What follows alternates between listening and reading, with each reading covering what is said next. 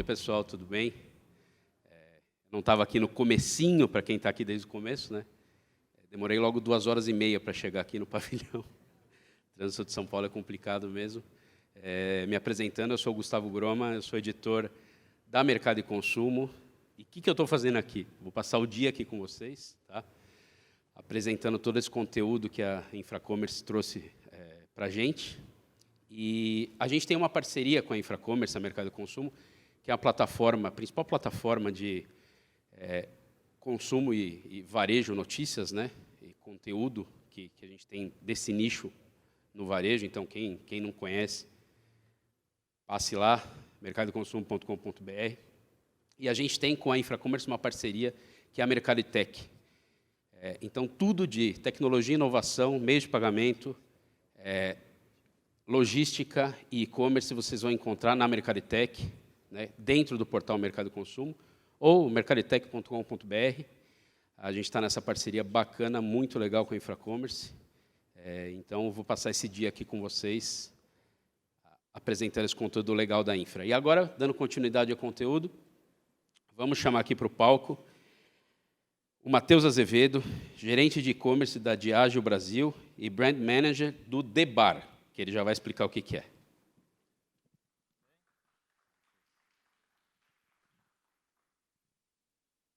E para falar com a gente, com o Matheus, vou trazer de volta para o palco a Carolina Pavan, executiva de contas da Infracommerce.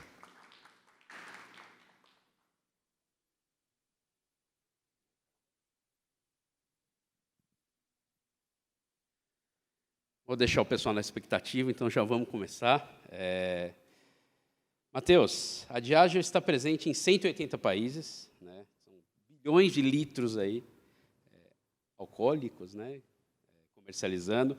São muitos rótulos, temos Johnny Walker, Smirnoff, e o meu preferido, que não é destilado, mas é a Guinness, que eu adoro, não sei se o pessoal aprecia, né? Que estão no e-commerce da Diageo, que é o Debar. E eu queria que você contasse um pouco, dando esse start nesse conteúdo, sobre o Debar e quais os objetivos que já foram alcançados com esse projeto. Bom, acho que é muito legal falar da indústria de bebidas. A Diageo, ela é dona das maiores marcas, então Johnny Walker, Tanqueray, Smirnoff, Old Parr, Buchanan, Guinness. Aqui no Brasil, a gente também é dono da Ipioca. Então, a gente se coloca muito como indústria de destilados premiums. E quando a gente fala muito, todo mundo olha muito para a Diageo e vê principalmente as nossas marcas icônicas. Mas a gente percebeu uma necessidade de criar uma estratégia, principalmente de se conectar com o consumidor final de uma forma direta, de criar uma plataforma que unisse todas essas marcas dentro de um único lugar, que a gente pudesse começar a entender principalmente nossos comportamentos. E aí, há 5 anos atrás, nós criamos o nosso D2C, que é o Debar. Já são 5 anos de operação de e-commerce, a maior parte do tempo aqui junto com a Infracommerce, nos auxiliando dentro desse processo. E a gente vem trabalhando muito mais. A gente foge um pouco da ideia de trabalhar como, principalmente, uma loja de bebidas. Então, a gente explora um universo maior de bebidas. Então, todas as parcerias que a gente tem entre as marcas, collabs, como que a gente consegue desenvolver conceitos que são bastante importantes para a gente, como estimular a coquetelaria, buscar parcerias, trazer muito mais um viés de presenteável também para os nossos produtos e começar a explorar cada vez mais esse ambiente que é super legal de eventos, de parcerias, de como que a gente leva as nossas marcas e começa a comunicar por meio de todas elas dentro de uma plataforma única. Tudo isso, lógico, tentando gerar a melhor experiência para o nosso consumidor, poder trazer o valor que a gente prega muito dentro de casa e poder transformar a experiência, principalmente, de aproveitar uma boa bebida com seus amigos, em casa, e principalmente de festejar, né? Matheus, eu ouvi falar que vai rolar, ou está rolando, ou já rolou uma repaginação do Debar. Ali, né? Qual que é a intenção disso, né? Que pé que está? E os objetivos também. Final do ano passado, a gente parou num momento ali já de pós-pandemia, e começamos a olhar para dentro de casa. Nossa operação começou em 2018, então nós pegamos muito o movimento de pandemia, de expansão, de crescimento do e-commerce, principalmente de penetração, até na mudança um pouco do hábito de consumo, das pessoas começarem a beberem um pouco mais em casa, descobrindo coquetelaria, mudando um pouco, às vezes, de cerveja para optar por um destilado. E, com isso, a gente viu que estava num novo momento para o The Bar. O The Bar também ele se tornou uma marca global da Diageo, então ele se coloca no mesmo patamar agora de qualquer outra marca de bebidas, e ele vem com uma estratégia global principalmente de desconectar com os consumidores, da gente começar a fazer esse canal direto, explorar principalmente os nossos valores. Olhando muito para isso, a gente sentou e olhou como era nosso site. A gente viu que ele tinha muito um viés comercial, muito de venda, muito parecido com principalmente os grandes canais, muito focado em performance. E a gente viu que a gente podia ir além disso. A gente já estava bem e que a gente tinha que explorar outras áreas. Então, a gente começou a redesenhar o site inteiro pensando em como levar uma experiência diferente, como conseguir ser uma execução perfeita para os nossos produtos, como trazer o valor das marcas e as landing pages dentro do próprio site, pensando isso tudo numa navegação completa do nosso usuário, de forma que seja intuitivo para ele, que a gente consiga conectar com conteúdo relevante, que a gente consiga ter as parcerias corretas, começar a trazer insumos, principalmente buscando dois pilares que a gente entende que é muito importante, principalmente a parte de presenteável e também a parte da própria experiência. Como o The Bar, a gente acaba não tendo a ambição de trabalhar no mesmo patamar de um e-convenience, de entregar em 15 minutos uma bebida para você. A gente busca muito mais trazer o valor por meio das experiências e da real expectativa que a gente tem com as nossas bebidas. Isso tudo, lógico, a gente não pode nunca deixar de vender, alinhado à performance. Então, a gente olhou muito dado e voltamos para dentro de casa para buscar realmente como fazer o consumidor navegar de uma forma totalmente intuitiva e que ele tenha o menos possível de fricção durante a navegação dele. A Carol falou agora há pouco sobre a NRF, vários insights, né, que a gente teve lá. Puxando um gancho aí dessa parte da experiência do consumidor, aí pergunto para vocês dois, como é que é lidar com a experiência do consumidor e entender isso no digital? Tá? Quais são os truques, Matheus? Conta para a gente. Bom, eu acho assim, dentro da infra, a gente tem uma área que fala especificamente sobre data, né? Então, acho que é muito importante a gente coletar essas informações que a gente tem do site, de venda, de performance, para a gente conseguir, de fato, com subsídio, né? Com dados, com informação, corrigir rota, saber onde a gente pode melhorar, aonde a gente está acertando. E isso, por exemplo, a gente faz quinzenal ou mensalmente, trazendo essas informações. E eu acho que com o Key Account que a gente tem, né, dentro para cada um dos nossos clientes, ele trazer e ajudar com esse direcionamento. Eu acho que é muito pautado em dados. E também, obviamente, acho que a gente tem uma equipe, né, dentro da infra que também é muito focada em estar trazendo oportunidades aí de melhorias de UX, UI. Mas eu acho que volto a falar, sempre muito baseado em conteúdo e em informação que a gente consegue tá coletando dos nossos sites. E um ponto importante também, a jornada no digital ela é mais fria, né? Diferente de você ir numa loja, em frequentar um varejo, em qualquer coisa que você está lá em contato com o produto, você pega, analisa a caixa, vê a exposição, principalmente eu estou na indústria, eu gosto de entender a dinâmica da gôndola, como está exposto, como as coisas são mostradas para você.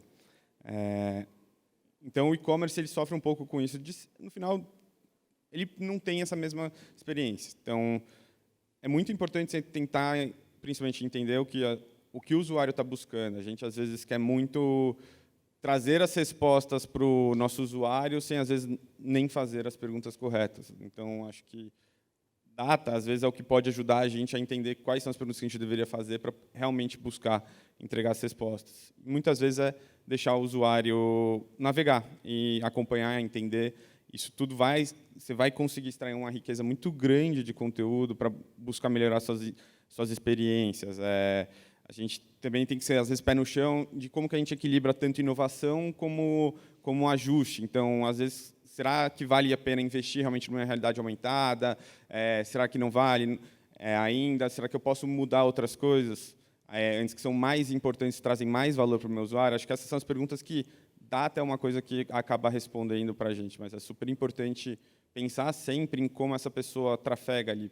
Então, da mesma forma que muitas vezes, quando a gente até vai pensar, e tem o desafio aqui muito quando a gente vai falar de omnicanalidade, e para o físico, você tem que imaginar a jornada desse usuário dentro da sua loja. Ele entra, ele fala com o atendente, ele pergunta, ele experimenta. Então, como você consegue trazer alguns elementos do físico para o digital? Como você consegue pôr uma interação, como você consegue criar essas conexões para poder trazer essa experiência e tornar essa experiência, esse momento que às vezes é mais frio, em algo mais usual e mais tranquilo, que seja tão interessante para o usuário como assim o processo de compra. Acho que a compra no final é o resultado de tudo que você faz, né? Eu queria só complementar aqui que a gente sempre fica falando ali talvez da cereja do bolo, mas é importante também a gente fazer o básico bem feito, né? O upload de site está funcionando, imagem está funcionando, checkout está performando bem, logística está cumprindo o prazo de entrega. Então, assim, a gente como consumidor sabe que já fazer o básico bem feito também a gente já agradece e muito, né? Porque a gente sabe que muitas vezes isso acaba não acontecendo. Então, acho esses dois, essa mescla aí do básico com as coisas complementares, acho que traz, de modo geral, uma experiência boa e agradável para o consumidor final. O básico bem feito, que foi muito falado na NRF também. Né? Também.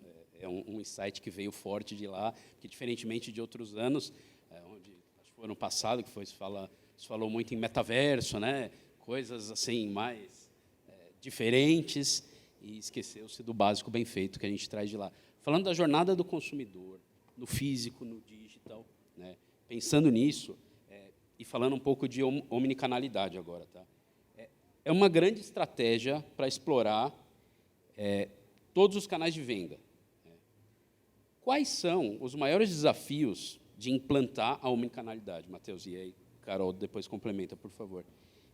E qual que é a importância de ter um grande parceiro nessa jornada, nesse caso a Infracommerce? Bom, acho que desafios são inúmeros. Mas antes de falar de omnicanalidade, acho que é mais importante a gente falar de omnipresença. Omnicanalidade é um meio de você eventualmente conectar as coisas, mas você estar presente é o mais importante. Isso se trata principalmente de você estar presente no on, no off, você estar presente em mídias digitais ou até em mídias offline. No final, o seu consumidor ele é um só. Ele está presente em todos os lugares. Ele pode optar por comprar aonde ele quiser, da forma que ele quiser e com o valor que ele entender que é o que ele está disposto a pagar. Então, existe muito de como você encontra esse meio de campo e como você se torna presente dentro da vida dele. A omnicanalidade vem como um foco de tentar conectar essas iniciativas, esses pontos de presença, principalmente.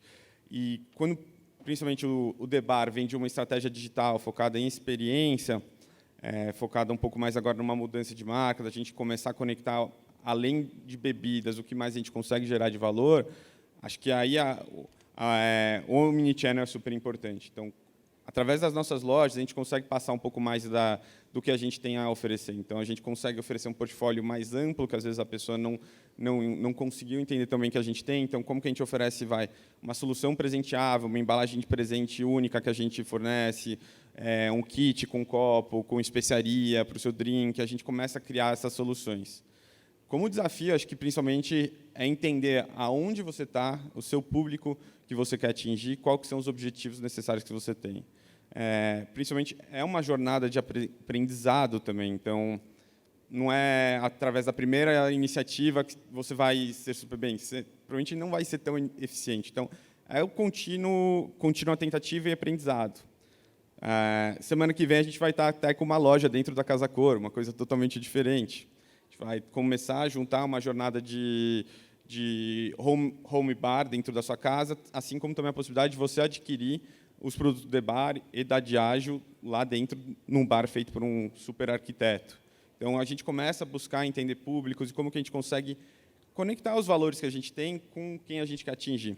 E quem nos auxilia, principalmente nisso tudo, é a Infracommerce, que tem sido um ótimo parceiro. A gente não vai focar em ser uma plataforma, construir uma outra indústria para trabalhar, provavelmente, em omnicanalidade. A gente acaba utilizando de parceiros que têm o know-how e que podem auxiliar a gente dentro dessa jornada.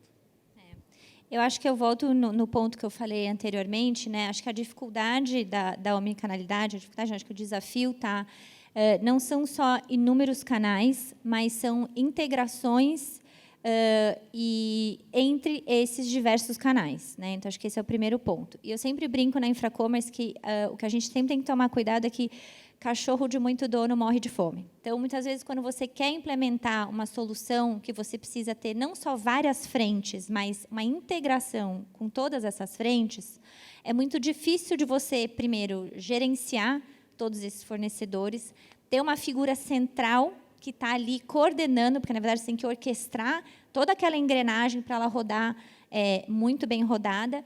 E o problema é o seguinte, gente, às vezes você tem que depender da plataforma, tá com uma arquitetura de conta franquia habilitada, você precisa ter desenvolvedores que saibam manusear, que consigam fazer, às vezes, customizações que você precisa, muitas vezes, se conectar com inúmeras lojas, que cada uma tem um RP, e aí você precisa ter um middleware que faz essa conexão, e subcontratar essa outra empresa, e ter quem faça e sustente essas integrações.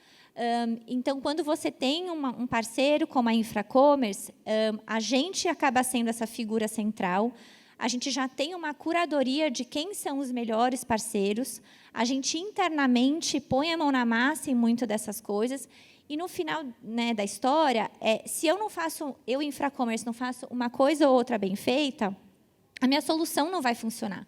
Então, a gente tem o total interesse de garantir que, desde a integração até, enfim, todos os pontos ali daquela solução estejam muito bem feitos, muito bem amarrados, porque senão não funciona. E aí o meu cliente vai falar, Carol, eu não sei onde está o problema, mas resolve, eu preciso que funcione muito, muito bem. Além disso, a omnicanalidade ela também atua muito na esfera física, né? Exatamente essa conexão desses dois universos. Então, a gente também atua de uma forma muito consultiva em como implementar todas essas soluções aí tecnológicas, todas essas integrações. Então, vamos simular. Legal, caiu meu pedido na loja física. Qual vendedora que vai ficar sendo responsável por estar olhando o pedido que está caindo naquele canal? Quem vai fazer o picking? Aonde que eu vou deixar separado? Vai ter uma área específica na minha loja onde vão ficar ali separados os produtos, né, embalados, bonitinho, para serem, né, para o cara que vai fazer o ship from store pegar? Qual vai ser a embalagem? Qual que é o meu padrão de embalagem? Então, tem uma série de tratativas. A gente tem que amarrar essa força de vendas que está ali na loja para que ela não só favoreça o cliente físico que está entrando, para que ela não veja aquilo como algo que ela está perdendo o tempo dela. Então, tem uma questão de endereçar e capacitar essa força de venda, não só dela estar motivada para fazer essa venda, mas para ela também saber usar de toda essa tecnologia. Então, se a gente está implementando um totem numa loja física, além do totem estar funcionando bem e estar integrado com a minha plataforma, a gente lembrou de capacitar o cara que está na loja física, que é quem, de fato, vai acompanhar e finalizar um processo. A gente treinou e deu um tablet que funciona bem para a pessoa na loja, que vai fazer a conferência. Então, a omnicanalidade ela traz toda essa complexidade de orquestrar inúmeros canais digitalmente falando, mas ela também tem todo esse desafio de capacitar e continuar motivando para que essa força de venda física corrobore para a gente ter um sucesso nessa, de fato, omnicanalidade. Então, a Infracommerce, a gente atua, como eu falei, em todos esses pontos, de uma forma bastante consultiva, E, como eu falei, acho que a gente nunca começa do zero, né? Não tem que ficar reconstruindo a roda. Acho que a gente consegue agregar muito conhecimento e trazer ali o passo a passo para que vocês, de fato, consigam fazer e implementar uma solução que, de fato, funcione e que agregue valor para o seu consumidor final e represente muito bem a sua marca dentro desse sistema. Pontos, né? Você estava falando, falou agora, você estava falando antes. Cara, e são pontos, hein? São muitos pontos. Muitos, eu resumi ainda, hein? Para quem está de fora, assim, não imagina quantos pontos tem nesse sistema, nessa engrenagem, né? Já encaminhando o bate-papo aqui para o final, e dando um passo à frente, tá? O que vocês, né, vocês dois mesmo, consideram que são as principais tendências que vão vir por aí em relação ao setor da indústria no digital, né? E aí, mais especificamente para a Carol, mas o Matheus pode, pela experiência que tem na parceria, pode dar um pitaco dele também, como que está isso para a Infracommerce também? Matheus, pode começar, hein? Por favor. Bom, acho que falando de tecnologia, todo mundo fala de inteligência artificial, e para mim esse é um dos pontos que veio para ficar. O que ainda falta desenvolver como tendência é entender onde você coloca isso dentro dessas jornadas exatamente. Onde você vai conseguir tirar o máximo possível, onde você vai conseguir melhorar, onde você vai conseguir realmente fazer isso valer a pena. Mas acho que ainda como tendência, a gente tem muito a evoluir, principalmente num nível completo, em qualquer ponto de oferecer a melhor experiência. E acho que isso é sempre muito voltado a dados, onde entender seus gargalos, ter um viés muito analítico. Agora vai ter a mudança do GA também no final do ano, que é um ponto super importante que pode ter algum impacto aí na leitura, que é um ponto de atenção para todo mundo. E, principalmente, está muito próximo do consumidor. Como você consegue criar pontos de conexão, como você consegue explorar eles e como você pode usar de tecnologias para realmente tirar o máximo possível dessa relação. Então, estratégias omnichannel são importantes, mas é importante, primeiro, você entender quem você quer atingir, como você quer atingir e qual é a mensagem que você quer passar. Então, são pontos que a gente tem que sempre continuar evoluindo e é muito uma construção contínua. Entender onde você é forte, qual que é o seu core e buscar estratégias muito dentro das suas habilidades. Acho que só complementando, eu acho que também, pegando o gancho, essa capacidade da gente ter esse dinamismo, continuamente estar evoluindo e acompanhando as tendências, porque a cada dia a gente aparece com uma nova tecnologia, uma nova oportunidade. Como eu falei, eu acho que essa terceira onda que a gente já vive, mas a tendência, eu acho que é cada vez mais focar na experiência do consumidor. E a gente está atento a usar todas as ferramentas que o mercado tem para oferecer para a gente conseguir fazer isso da melhor forma. Mas, de novo, sempre de uma forma muito customizada, porque cada empresa atua num segmento, num nicho de mercado, e ela precisa conhecer o cliente, como o Matheus bem colocou, para, de fato, saber o que eu vou oferecer. Né? Não é o que eu quero, mas eu preciso entender o que o cliente quer. Eu acho que não vai faltar tecnologia para a gente fazer essa entrega. Eu acho que a gente precisa muito se preocupar em ter bons gestores e implementadores para, de fato, que essa tecnologia, de fato, proporcione uma melhoria no consumo e no contato dessa marca. Porque, senão, acho que nem eu falei, a tecnologia mal usada, ela também não... Né? Então, acho que o foco é muito em experiência mesmo e sofisticação da experiência do consumidor e estar atento a todas as tecnologias que estão ali disponíveis para que vocês, de fato, consigam usufruir dela da melhor forma possível. Pessoal que está desse lado aí, alguma pergunta para o Matheus ou para a Carol? Se ninguém tiver, eu tenho, hein?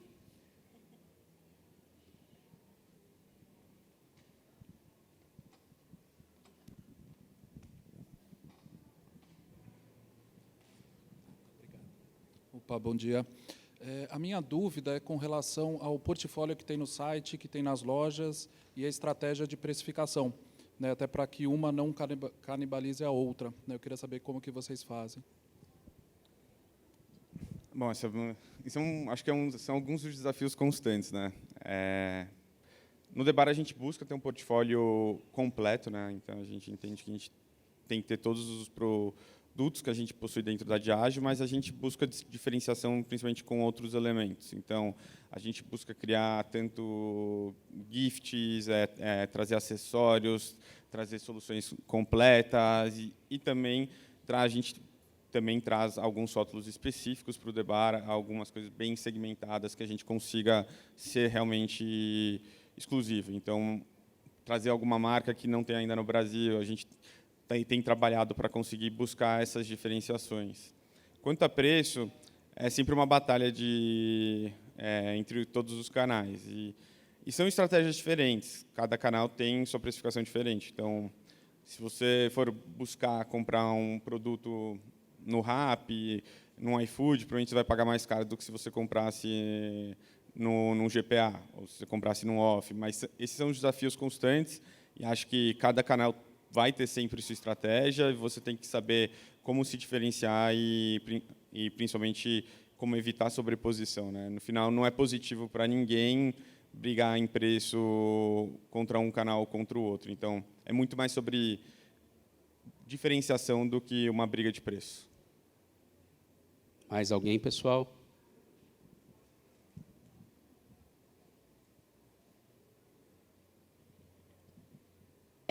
Oi, bom dia. Eu gostaria de entender, porque assim vocês falaram bastante sobre a experiência do cliente, num sistema integrado entre o offline e o online. Então, a gente entende que isso está sempre integrado e a gente vai ter certos problemas que podem estar só no offline e impactar o online de forma gigante. Então, por exemplo, enfim, um estoque que a gente não conseguiu produzir, isso vai impactar o online de forma a, enfim, decair a satisfação do cliente. Eu queria saber se vocês têm algum exemplo ou alguma história de sucesso aí em relação a isso. Bom, ficar sem estoque no online é muito ruim. Acho que, sim, os dados da Amazon trazem que um dia sem estoque, você perde 3 dias para voltar a indexar. 2 dias vira 7. Conforme quanto mais dias, pior é para você tomar sua relevância dentro. No offline também é tão ruim quanto, porque uma pessoa que vai até um local para comprar e não encontra, ela não compra, então ela deixa também de comprar. Então, acho que tem muitos casos disso, principalmente o melhor método de você acompanhar e evitar isso é conseguir fazer reposição constante. Então, como você consegue trabalhar e evitar qualquer ruptura. Lógico, você às vezes é sempre surpreendido por algum elemento, mas o principal meio é evitar, eu diria assim. Acho que quando você consegue ver que você está muito tempo com o estoque, conseguindo manter ele, você consegue pegar uma tendência positiva de vendas. Tem um fator sim de relevância presente. Acho que o principal caso é esse. E, lógico, tem produtos que performam melhor no online do que no offline e vice-versa. E aí é muito exatamente do público de cada um, né? Eu sugiro fazer parceria com o Full Commerce. Não, mas de verdade, assim, acho que desafios e problemas todo mundo sempre tem. A diferença é quão proativo, ágil e criativo você é para endereçar esse problema. Seja ele no online, offline, às vezes você tem estoque e o checkout não funciona. Então, o problema vai sempre ter. Então, acho que a ideia é, se você ainda entende que não tem tanta experiência ou não se sente tão confortável em às vezes, gerir algo sozinho, né?